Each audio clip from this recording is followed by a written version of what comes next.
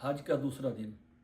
हज का दूसरा दिन 9 ज़िलहिज्जा है और ये इंतहाई अहम दिन है। आप इस दिन सूरज निकलने के बाद मिना से अरफात आएंगे। ये भी मुमकिन है कि आपको 8 की शाम को ही, रात को ही मिना से अरफात लाया जाए। तो अरफात में ज़ोहर के वक़्त से वक़ूफ़ शुरू होता है। अगर आप उससे पहले अरफात पहुंच जाएं तो आप आराम में अपने खाने पीने में वक़्त गुजारें। और वक़ूफ़ का जो वक्त है वो ज़वाल से मगरिब तक है।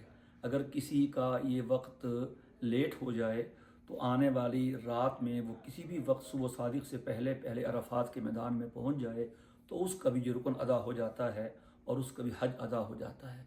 इस वक्त को इंतहाई कीमती बनाएं। यही हज का अहम फ़र्ज़ है। हदीस में है अल हज्जु अल अरफ़ा, हज अरफ़ा के वक़ूफ़ का नाम है। और आप अरफात की हदूद के अंदर रहें। मौसम सख्त है, अपने खैमों में रहें। ज़ोहर असर पढ़ें। कोई इकट्ठी पढ़नी चाहे इकट्ठी पढ़ ले। अपने वक्त में फ़िक़्ह हनफ़ी के लोग अपने वक्त में पढ़ते हैं तो अपने वक्त में पढ़ लें। इस पर अपना वक्त ज़ाया न करें बहस मुबासा में, और सारा वक्त इबादत में मांगने में गुजारें। खैमे के अंदर रहें। असर के वक्त मौसम अच्छा होता है, उस वक्त खैमे से बाहर निकल आएँ। इज्तिमाई दुआ में भी शरीक हों।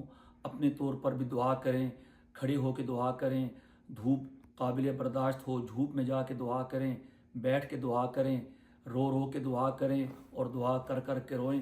अल्लाह ताला से मांगें। ये लेने का वक्त है, मांगने का वक्त है। वो देने वाला आसमान दुनिया पे जलवागर है। अल्लाह ताला का मामूल तो ये है कि वो आधी रात के बाद तहज्जुद के वक्त में आसमान दुनिया पे जलवागर होते हैं। लेकिन साल के दिनों में से ये एक दिन है अरफा का। अल्लाह ताला दिन के उजाले में आसमान दुनिया पे जलवागर होते हैं। और पूरे साल रमज़ान समेत, शब कदर समेत इतने लोगों की बख्शिश नहीं होती जितने अरफात के दिन अल्लाह ताला लोगों की बख्शिश फरमाते हैं।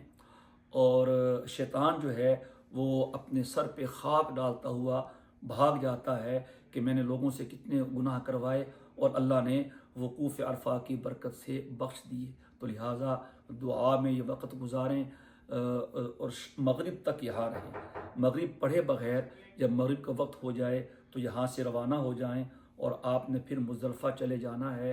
मगरिब की नमाज़ आपने मगरिब और इशा की नमाज़ इकट्ठी इशा के वक्त में पढ़नी है, पहले नहीं पढ़नी। यहाँ रात को आराम करें, कंकरियाँ भी चुन लें। जिसने 3 दिन रमी करनी है 49 कंकरियाँ चुन लें।